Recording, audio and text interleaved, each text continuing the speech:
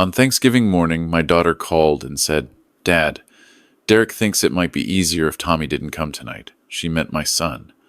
My two-year-old Tommy. My son with Down syndrome. I didn't argue. I simply said, "I understand," and hung up.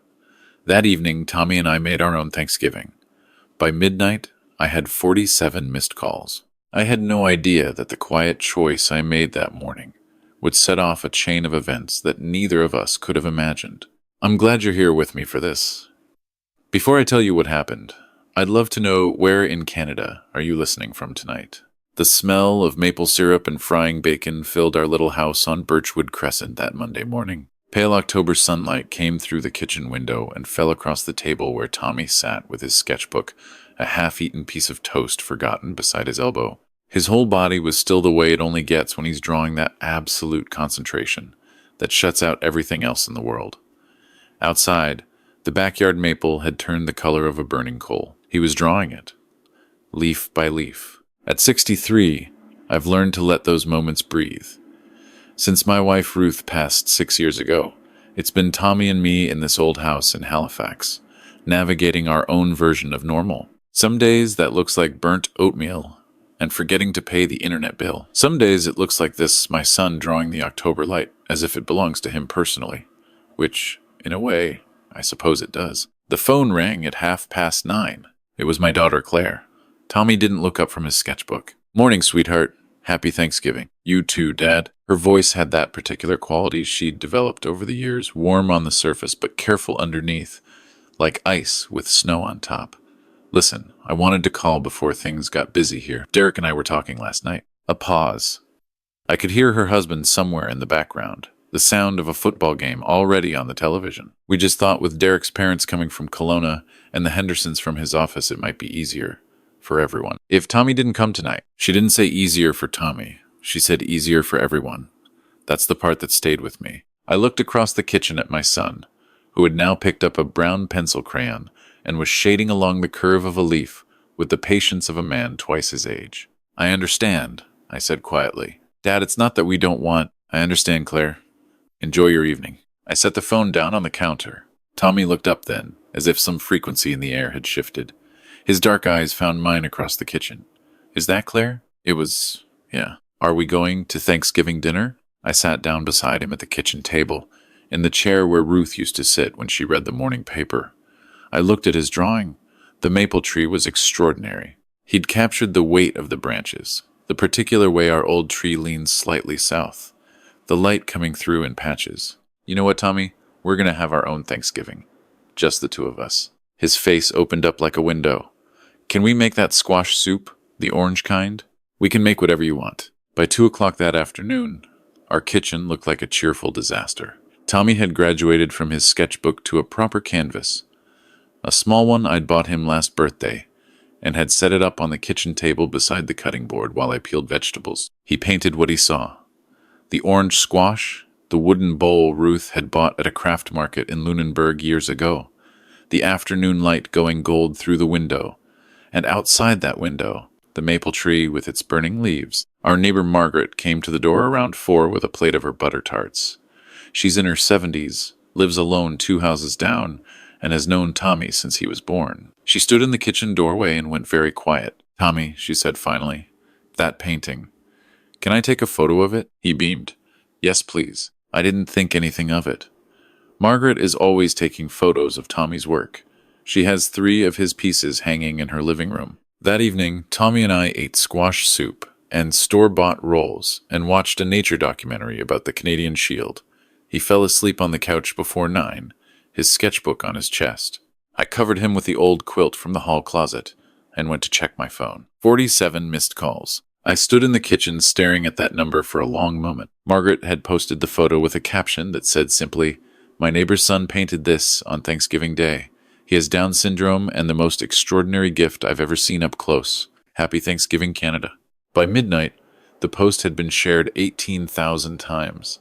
By morning, it was moving toward 200,000. The comments were unlike anything I'd ever seen. A retired art teacher from Saskatoon wrote that she'd taught for 34 years and never seen that quality of light in a student's work. A gallery owner in Montreal left a comment asking how to contact us. Parents of children with Down syndrome from Victoria to Street Johns wrote about their own kids, their own fears, their own quiet pride. And somewhere buried in the middle of all of it, a comment from a woman in Toronto that just said, "This child's family must be so proud of him." I sat with that sentence for a long time. 3 weeks later, Claire called again. Her voice was different this time. Softer, careful, in a new way. "Dad, I've been thinking a lot about Thanksgiving. I was wrong to let Derek make that call, and I'm sorry." A pause. "We'd really love to have you and Tommy for Christmas Eve dinner. Tommy, too, obviously. Derek's parents won't be here this time. It would just be family." Tommy was at the kitchen table with his watercolors. I watched him for a moment. "He'd really love to see Emma," I said. "He adores his niece. She's 8 years old and has always treated her uncle like he hung the moon." Which, if you ask me, he did. "Emma asks about him every single day," Claire said, and she sounded like she might cry, which was unusual for her. "Please come, Dad." So we went. Claire's house in Dartmouth is large and well kept. The kind of house that looks like a magazine spread at Christmas, a fresh wreath on the door, white lights on the cedar hedge out front, the kind of accumulated prosperity that makes you feel slightly underdressed, even in your good shirt. Derek answered the door in a pressed flannel shirt, and that particular smile he has that never quite reaches his eyes. "Emmerich, good to see you. Tommy, buddy, come on in." The living room smelled like pine and something roasting in the oven. Emma came flying down the stairs and launched herself at Tommy with the specific, uncomplicated love of an 8-year-old who hasn't learned yet to be embarrassed by anything. "Uncle Tommy, did you bring your sketchbook? Can you draw me a horse?" He laughed, that laugh of his that starts in his chest and fills up a room. "I'll draw you 2 horses. For the first hour it felt like maybe things could be different. Derek's demeanor had changed enough on the surface, and Claire was attentive and warm. Tommy sat in the living room with Emma, while she showed him her Christmas ornaments, explaining the backstory of each one with great seriousness. And he listened the way he always does, completely, generously, as though there is nowhere else on earth he would rather be. Then Claire announced dinner. The dining room table was set beautifully. Holly branches in the center, cloth napkins folded into peaks, the good china that came out twice a year. I counted the place settings as I came through the doorway. There weren't enough. "We set something up for Tommy," Derek said from behind me, his voice perfectly pleasant, somewhere a bit quieter. The den. Less noise, less stimulation. We thought he'd be more comfortable. I followed his gesture through the hallway to the small room off the kitchen. A card table, a folding chair, a paper plate with a candy cane on it, like a party favor. Through the wall, I could hear the hum of the refrigerator. Emma appeared in the hallway behind me, still holding one of her ornaments. She looked at the card table, then at me. Something shifted in her small face. Tommy had followed us, and was now standing very still in the doorway. He looked at the card table, then at his sister, then at the dining room with its china and its cloth napkins and its holiday centerpiece. He didn't say anything. He didn't have to. "You're hiding him." The words came out of me before I'd weighed them. "You're putting him in a back room with a paper plate, like he's something to be managed." Derek stepped forward. "Emmerich, we thought he has a name. And he has been sitting in your living room for the last hour, making your daughter feel like the most important person in the world. He deserves a seat at your table." Claire appeared in the dining room doorway, color rising in her cheeks. "Dad, please." "Dad?" Tommy's voice was very quiet behind me. "Did I do something wrong?" That question. God, that question. I turned around and put my hand on his shoulder. "Not one thing, son." I helped him get his coat. Emma was crying in the hallway, asking her mother why Grandpa was leaving, and I heard Claire trying to explain in a voice that was close to breaking. I didn't say anything else. There was nothing left to say. In the car driving back across the bridge into Halifax, the harbor black and lit with reflections, Tommy was quiet for a long stretch. Then he said, "Claire didn't want me at the table. Her husband made a bad choice, and she let him. He thought about that. Emma wanted me there. Emma always wants you there." He nodded slowly and looked out at the water. "Can we go on a trip, Dad? Like a real one?" I glanced at him. "What kind of trip?" "The drawing kind," he said. "I want to draw different places." I woke up the next morning with something settled in me that hadn't been there the night before. A clarity. I booked 2 weeks off from my part-time consulting work, loaded Tommy's art supplies into the back of the Subaru, packed a bag each, and told him to bring his warmest socks. "Where are we going?" he asked. practically vibrating in the passenger seat as we backed out of the driveway. "East first," I said. "Then wherever the road takes us." We drove out to Peggy's Cove that first morning because Tommy had never done a proper painting of the lighthouse, and it seemed like the right place to start. It was cold and brilliant, a hard December sky above the granite. Tommy set up his small folding easel on the rocks and worked for 2 hours while I drank coffee from a thermos and watched the sea. 3 different groups of tourists stopped to watch him paint. A retired couple from Fredericton stayed for 40 minutes and asked if they could buy the piece when he was finished. He sold his first painting that day to a couple he'd just met on a cold rock by the Atlantic for $200. He held the 2 bills in his hand and looked at them with an expression I will spend the rest of my life trying to describe. I posted the video that evening. Just Tommy, at his easel, the lighthouse behind him, the gray sea moving. I wrote, "My son Tommy and I are on a road trip across Canada. He paints wherever we stop. Today was Peggy's Cove. We're just getting started." By morning, 80,000 people had watched it. We crossed into New Brunswick the next day and spent an afternoon in Moncton, where Tommy sketched the Boer Park and the Petit Kodiak River from a bench, while 3 local kids his age sat beside him and watched, eventually starting their own drawings on notebook paper they found in their backpacks. I filmed a few minutes of them all drawing together, the 4 of them bent over their work in companionable silence, and posted it with the caption, "He makes friends everywhere. Always has." That one hit 500,000 views overnight. Quebec City was cold enough to make your eyes water, but Tommy wouldn't hear of staying inside. He set up in the old city, in the shadow of the Chateau Frontenac, and painted the winter street scene with a confidence that stopped people mid-stride.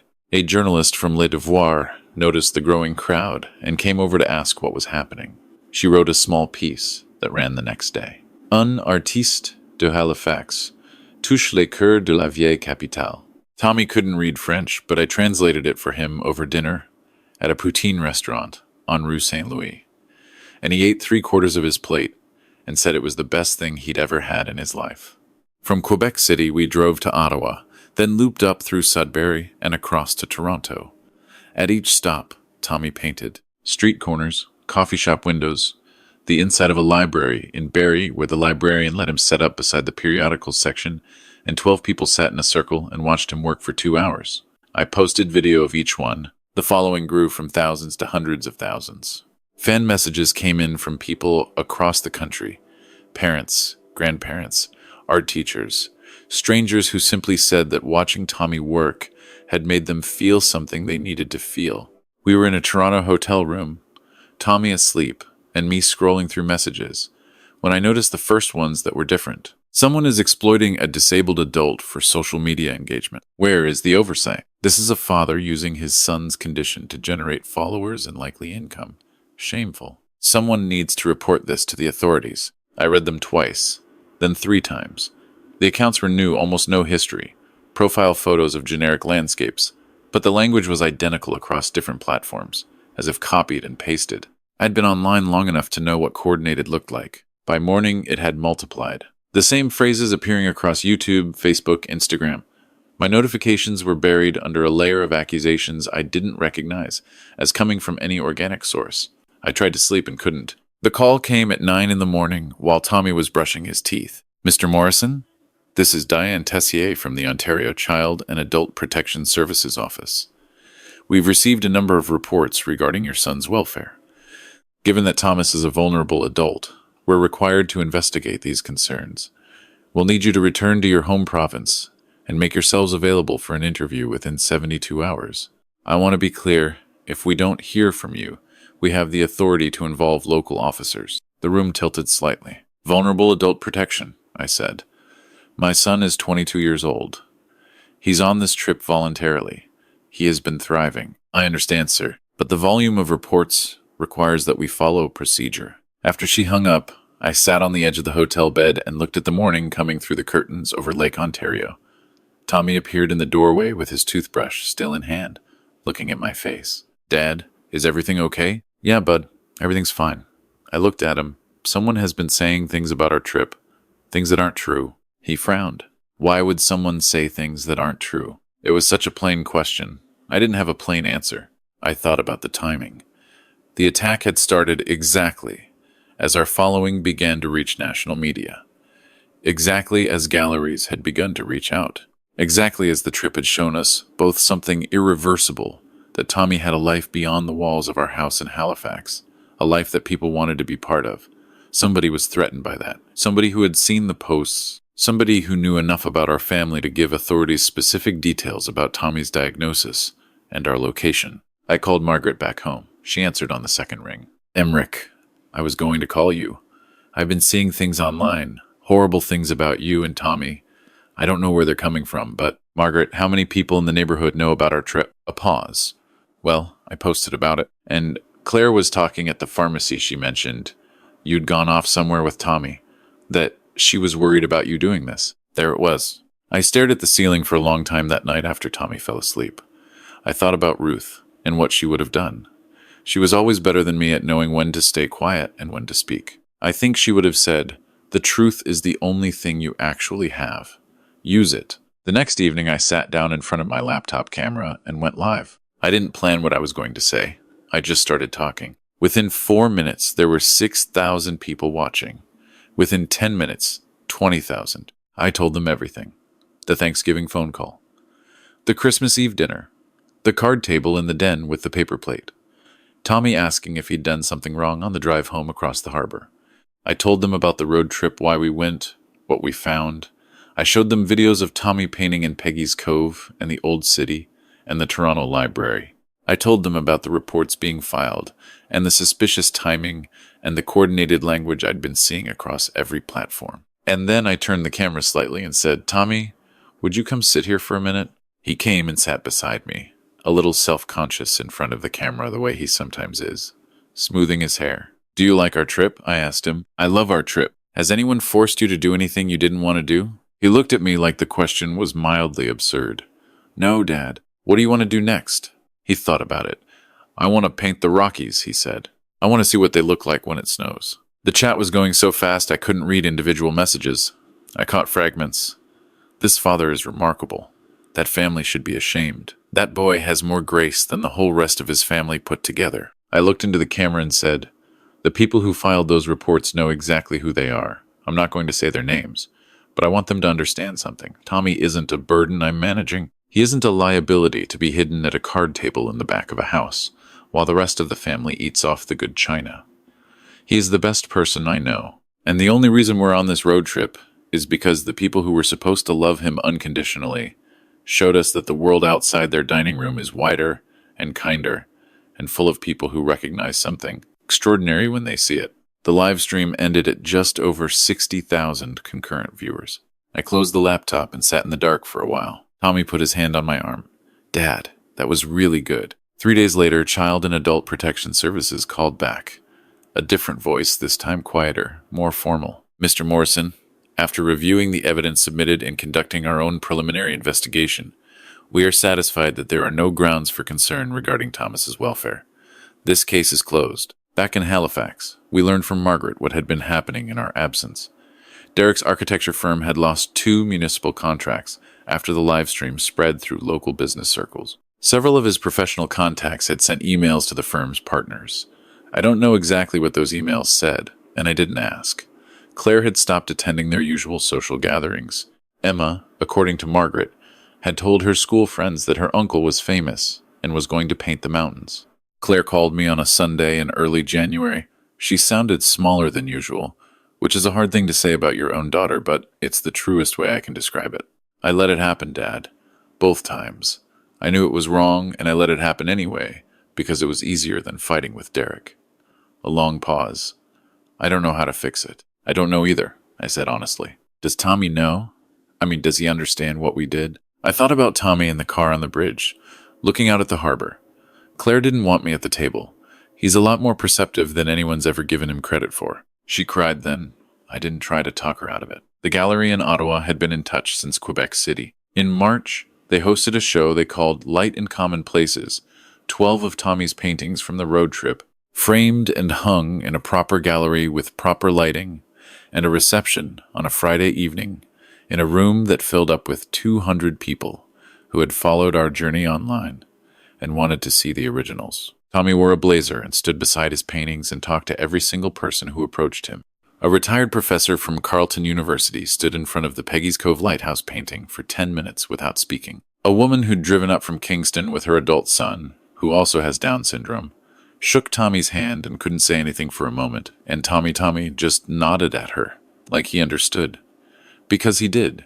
The painting of the kitchen window sold that night to a young couple from Gatineau who said they'd seen it online on Thanksgiving weekend and had been hoping to find it ever since. The squash, the wooden bowl, the gold autumn light, the burning maple tree. They paid $1,200 for it. He held the check in both hands. We drove home to Halifax 2 days later. The house on Birchwood Crescent was cold. When we unlocked the door, we'd been gone nearly 3 months altogether. I turned the heat on, and Tommy went immediately to the kitchen table to get his sketchbook. Same table, same chair, same afternoon angle of light coming through the window, except that the maple tree was bare now, all its leaves long gone. "Dad," he said, settling in with his pencil, "I want to go back to the Rockies in the spring. When the snow is still on the mountains but the valleys are green." "We'll go," I said. I made tea and sat across from him and watched him start to draw. I thought about Ruth, who never got to see any of this. I thought about the Thanksgiving morning when the phone rang, and the weight of those words settled into the room. It might be easier for everyone. I thought about how much of Tommy's life had been organized around other people's comfort. The accommodations, the excuses, the patient management of other people's discomfort with him, and how none of it, not one bit of it, had ever been for Tommy. Here is what I know now after everything.